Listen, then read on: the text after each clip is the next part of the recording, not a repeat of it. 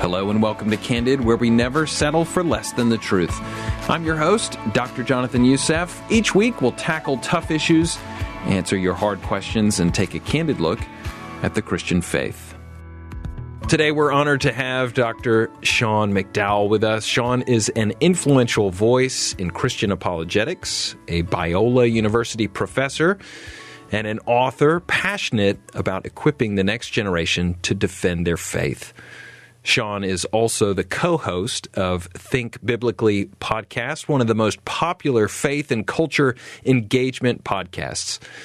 His latest book is Apologetics for an Ever-Changing Culture, which addresses some of the biggest challenges facing Christianity today. Sean, thank you so much for taking the time to be on Candid Conversations. My pleasure, Jonathan. Been looking forward to it. Well, for those who may be listening, who maybe think the McDowell name sounds familiar and maybe aren't familiar with all things Sean and even Josh McDowell, give us a little bit of your background, your story, how you got into apologetics. Sure. First off, I've been married to my high school sweetheart, and it's 25 years this spring, and we have 3 kids. So that's my awesome full-time job. Yeah, there you go. Get your priorities right. Yeah, I've been teaching 12 years at Biola University, Taub School of Theology, in the Master's in Apologetics program. Before that, I taught a decade of high school Bible in apologetics and worldview. Essentially, I'm a communicator. My heart is the next generation. My heart is to defend the faith. So I've written books making the case for the resurrection, case for intelligent design, a biblical view for students, thinking about some of the most thorny ethical issues of our day. Yeah. And then I use Instagram and, like you said, our podcast and YouTube to just help Christians defend the faith and invite non-Christians to consider the credibility and life-changing power of Christianity. It's amazing, and that's noble work, right? It's that's not easy. It's you mentioned it. It's thorny issues that probably a lot of Christians have not dealt with themselves, but need to be equipped with in order to engage the culture, to have helpful conversations. And so, we're really grateful for your work in that area. Well, Sean, one of the things we saw was this trend of increase in Bible sales last year, an increase of 22%, which is a massive shift. And your name came up. We said we need to talk to Sean McDowell and kind of figure out what's going on. What are all these things signaling? What do they mean?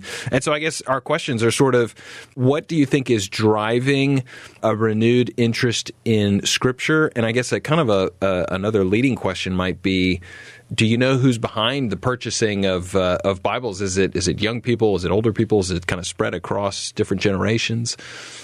So I think you're right that this is a massive shift. It's enough to give you pause because it's not like a 2 or 3% jump. That's right. It's not a bump, a little bump. Yeah, exactly. But on the other hand, I'm somewhat hesitant. I think we need 2, 3, 5 years of data to really draw some kind of cultural definitive shifts from this, as opposed to some unknown factor that causes the drive. Now, as a whole, this may be a piece of a larger shift we're seeing with an openness to spiritual things. When you go back to the middle of the 20th century, and there's a Time cover in 1966 or 67, and it asked the question, is God dead? And just proclaimed that God was out of a job. You move into the early 21st century, the first decade, you have the new atheists just proclaiming and filling up the news of the God conversation that God is completely out of a job. And it's anti-science, anti-humanitarian. We're moving towards this era where God is dead and we'll be better for it.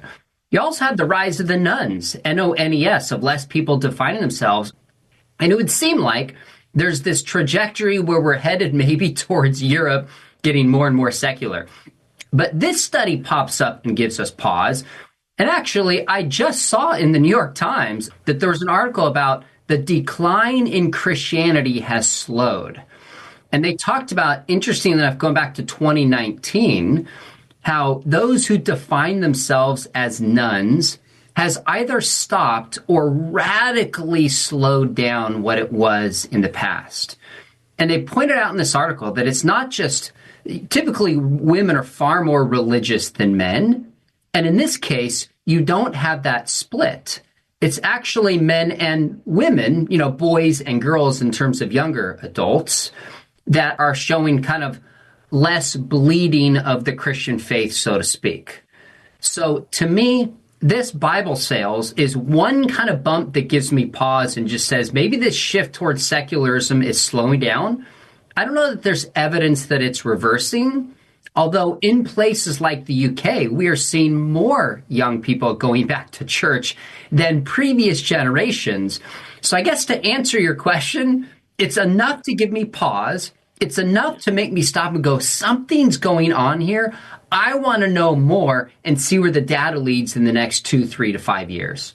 If someone were to force you to have a response, someone who had a podcast and wanted you to give an answer, in your line of work, what are you hearing from experts or the people at your university? What's kind of the general, if you had to kind of start to put a couple of pinpoints, we're not going to hold you to it in 5 years if you end up being wrong, but just from your, you're obviously experienced in this.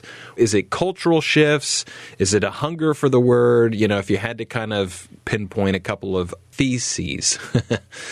Yeah, that's totally fair. I'm happy to do that. I think part of what the new atheists reflected, the first decade of the 21st century roughly, was this strong reaction against Christianity in particular. Well, that only works if you have a generation of people that at least know or think they know what Christianity is and are hurt or angered or disillusioned by it. Well, now we have these new voices, people like Barry Weiss and Tom Holland and Jonathan Rauch and Jordan Peterson. It's as if these secular voices are rediscovering the Christian worldview and saying things like Jordan Peterson did. And he may be a Christian now. I'm not exactly sure how to take his terms, but he's certainly far more favorable to it. He said things like it's the basis of Western civilization and the impetus for science. I mean, Jonathan Rauch, a gay atheist, said in the New York Times maybe 3 months ago that America quite literally needs Jesus to survive and flourish. Now, he doesn't mean that in the way you and I think we need Jesus, but that's a completely different tune than what we're used to hearing. So I think there's a combination of a generation that's been raised up without religious roots, but also without religious baggage. And there's a deeper hunger. There's a deeper brokenness, relationally and spiritually brokenness. There's mental health concerns. There's division in our culture. And I think there's a leaning into wonder. And so Rod Dreher, who's a New York Times columnist, he's Catholic, had a book came out in February. It's called Believe. And he said in the past 10 to 15 years, in his audience, there's been a shift towards more of a curiosity about spiritual things and an interest and an openness that wasn't there. Rod Dreher, an Orthodox writer, wrote a book called Living in Wonder. And he talks about how even interest in UFOs and psychedelics hints at a deeper spiritual yearning that's taking place in our culture. So I think that's what's going on. Now, everybody's not turning to Christianity and buying Bibles. I think that's one interest. But we're seeing this spiritual interest and I think an awareness that secularism is dead and it can't fulfill the deepest yearning of the human heart, let alone save civilization.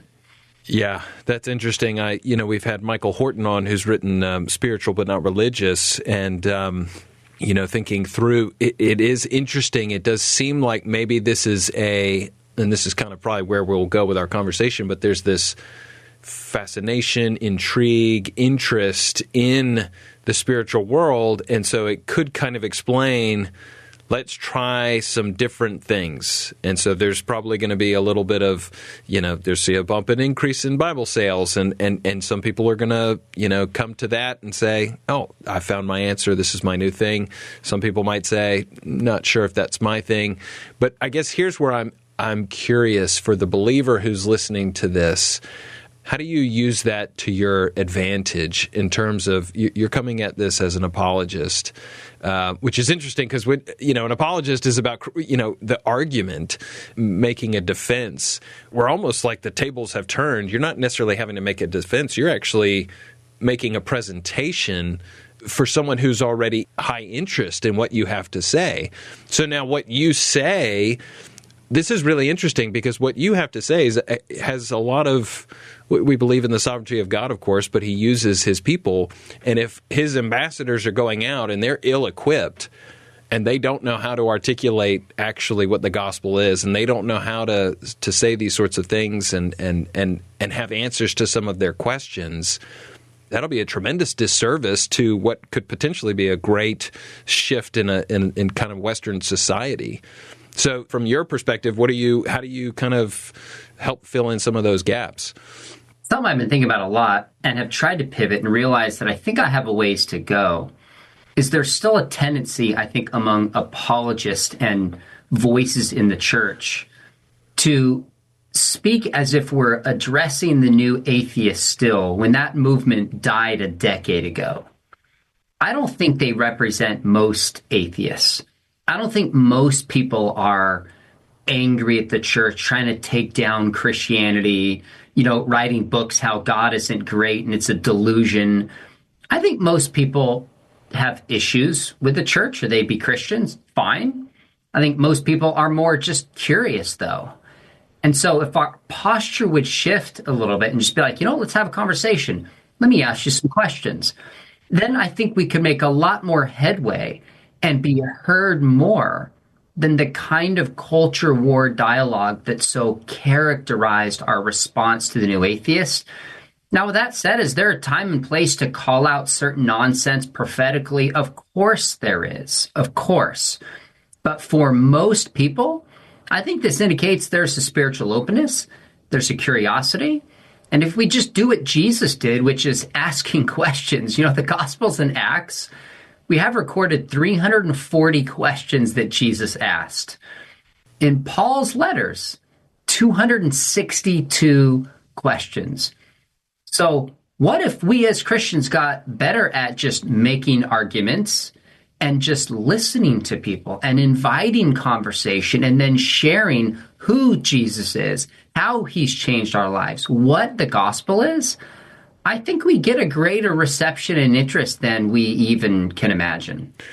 Interesting that you pick up a point. Do you find that in some Christian spheres, there's a lot of this sort of like us versus them, and it's like we are the defenders of the faith, and anyone who is not with us is against us, and and our objective is to kind of in almost like a brute force make our arguments rather than a little bit more of a gentle, using questions to sort of pierce into people's preconceived ideas of what they think the Bible is or what Christianity is. Do you notice that at all?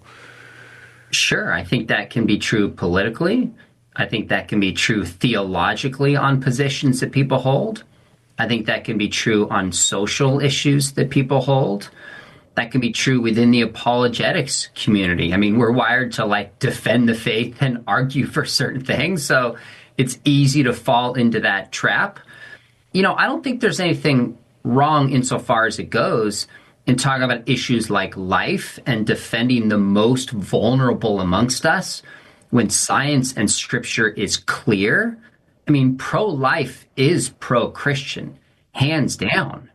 But how we practice that, how we advance that, how we live that out, that's where we need to have some debate and dialogue about what's the most effective way to do this. So there are issues where there is kind of an us versus them. But my concern is we take a lot of secondary issues. And I don't mean life as a secondary issue. Let me be clear. I think we take certain secondary issues, theologically, culturally, make them essential, create an us versus them. Then it's not a very helpful way to proceed and move forward. Yeah, it kind of loses that winsome edge to it. Your new book tackles kind of classic and modern challenges to Christianity. What are some of the biggest cultural shifts that are forcing apologetics to sort of adapt to today? Yeah, that's a really important question. So I would argue that Jesus was a kind of apologist. He was brilliant with his philosophy, like he split the horns of a dilemma. He reasons and argues with the religious leaders. Just read John 5-8. He was much more than an apologist, but he was no less. Paul was a kind of apologist, making a case, defending his views. Read Acts chapter 17. The apostles are. Read Acts chapter 2 and the entire book of Acts. Some of the first church fathers were apologists. Apologetics always has been and always will be and should be a staple of the Christian faith. But how we do it needs to adapt and shift to our cultural moment. So I think there's a few things. One is there's just such a high rate of mental health concerns, depression, anxiety, loneliness, relational brokenness. That affects how we process truth. That affects how we understand who God is. If you have a broken relationship with your earthly father, that might affect the way you view your heavenly father. In fact, I think a case can be made that if you have relational brokenness, you're more inclined to adopt a relativistic worldview. And so part of this book is to say, given there's a whole chapter on kind of like the mental health crisis, how do we do apologetics in this cultural moment? That's one example. There's the phenomenon of deconstruction that's taking place. People have always left the Christian faith, but it's been talked about.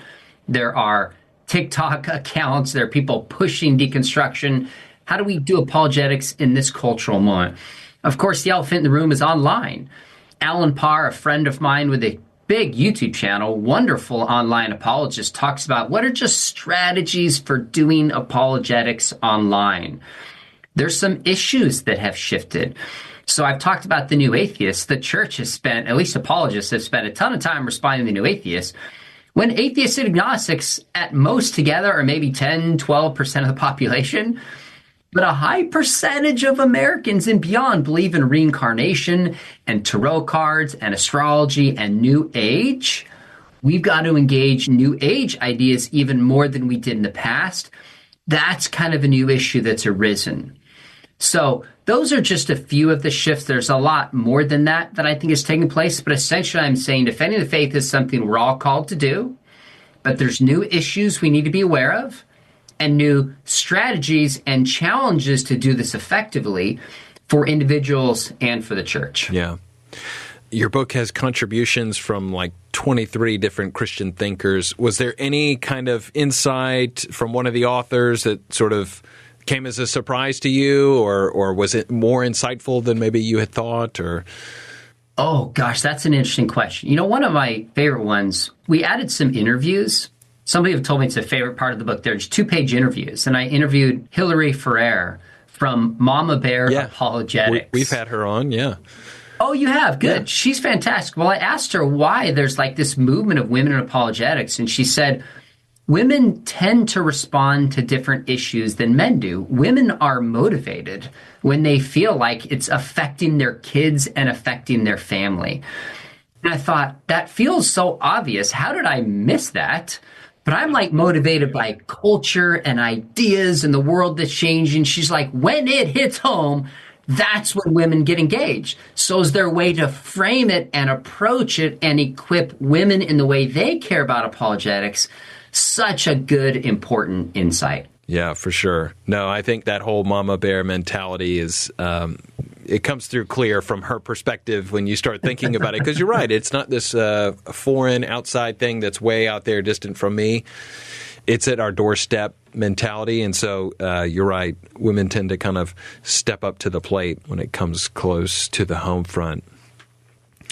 How we communicate the gospel has, and I think we've talked a little bit about this, has really changed in the past 2 decades. I mean, even thinking about the cultural shifts that have come in, what are some of the strategies that Christians adopt for evangelism? And we could even talk a little bit about how do we engage on digital platforms without coming across as, preachy or heavy-handed, or, what's sort of the stuff that you guys are wrestling with as you think about all that? I think we have to adapt to each platform according to what's unique about that platform.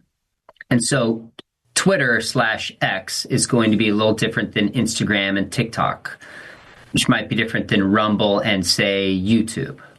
So that's sometimes people are like, I'm just going to do all these platforms, make a video, drop it on all of them. And people know that you're not engaged in that platform according to kind of the rules that that platform is set up for. Right. So I use TikTok. I use Twitter. I think my favorite platform really is YouTube. And I mean, people are looking at YouTube now for news. Viewing is passing and surpassing Netflix. I just heard this morning. I started a channel in 2010, but I really started about 5 years ago. And I wish I had started before then. And what I like about YouTube is there was a guy who started Bobby Conway about a decade ago, and he called it the 1 minute apologist. And people wanted these quick 1 minute YouTube videos. Now people are watching long form stuff and content. Hence Joe Rogan 3-4 a while ago, he had like a 5-hour conversation. I mean, my goodness. Yeah. I don't even have the stamina to people do that. People are staying it's with it. Crazy. Yeah, stamina. That's right. So just using YouTube and you've got to figure out that this is such a big conversation, but I think people who do it well figure out who's my audience, how do I best reach them, what kind of content are they looking for? And so for me, my approach is just I interview a lot of Christian experts on near-death experiences, on the resurrection, the evidence for God. But I try to regularly have conversations with people who just see the world differently. Now, sometimes I have debates. I invited Michael Shermer on, who's one of the leading skeptics in the world. We had a 2-hour debate on morality and consciousness. It was cordial and respectful, and it was like fun. We were going back and forth. But that's kind of the exception for me. More often, I just sit down with somebody and ask questions and lean in and try to like model for people how you just have a conversation with somebody who sees the world differently without getting angry, without stereotyping. And I found a good audience of people respond to that. Now, if you want to get views, that is very different than really wanting to reach people. Yeah. No, you're right. Those are not the same things. And I see a lot of Christian creators who are trying to provoke and shock and insult, and their channels are much bigger than mine. But I think you lose more than you gain for the kingdom by falling into that trap. And I think Christians need to avoid it. So we need to be different, not only in our content, but also in the way we use these mediums and the way we talk about people and treat people. The medium and the message, the way we engage it, must be different. And Christian apologists don't always do that. Yeah. This is kind of a subject matter that I'm not like great at, but that's why I'm going to ask you, because like you, I want to have the experts on. But I mean, so obviously artificial intelligence is kind of the buzz thing at the moment. And then you have, through AI, deep fake, misinformation abounds. I mean, it's hard to know what's real and what's not real for a lot of people. How can they discern truth from error? And I don't mean like theologically. I'm just saying what's being presented out there. How should we be working towards identifying misinformation and from that capacity? That's a great question, and it's one that's evolving and changing all the time. I just saw an article this morning on AI about how certain AI systems, not only either they're programmed intentionally or not, but like competing in chess. And then when the AI is losing, it's supposed to find a way to still win, even if it has to cheat to do so. Where did my queen go? Yeah, I don't know if that's a reflection of human fallenness intentionally or unintentionally built into it. But now so many of these are like not only just hallucinations that, so-called accidentally have false information, but are programmed in a way to accomplish the end, even if it involves propagating false information. Yeah, interesting. And so that means it's like doubly concerning. Plus, we're at the point with video now, at least to the naked eye, you almost cannot tell what is genuine and what's not. So one thing I try to do, and man, I can't say I do this perfectly, Jonathan, but when I hear something and see something, I have a voice in my head almost every time that says, double check. Yeah. Double check. Oh, that's a good thing to have. Read another perspective. So yeah. I've cited a couple times. I read the New York Times every morning, in part because I want a different perspective on issues that I probably would naturally hold. And it's the most influential newspaper. And I read the Wall Street Journal consistently. But then I listen to many more conservative podcasts. And I'm always comparing and contrasting back and forth to just try to make sure I hear both sides on issues before I land on something. You know, my dad told me growing up, he goes, if something sounds too good to be true, it's probably too good to be true. If something sounds too I don't know how I'd frame this with news. It just fits your narrative too much. You want to believe it's true. It's probably not true. Double check it. So I think that's the best thing Christians can do. So honestly, Jonathan, I've had a few people in the past few months, a few people have asked about my podcast. Like, they'll bring their phone up and it's probably somebody a little older. They're like, how do I follow podcasts? And I'm like, well, I'll find it for you. And I pull up people's podcasts and I just look at it. And it's all podcasts of people that tell them what they want to hear. It's like an echo chamber. Echo chamber, yes, right. So listen to both sides, read both sides, pause before you assume that something is true. Get more information, read things carefully. And then we still might be fooled, but that does the best to minimize it.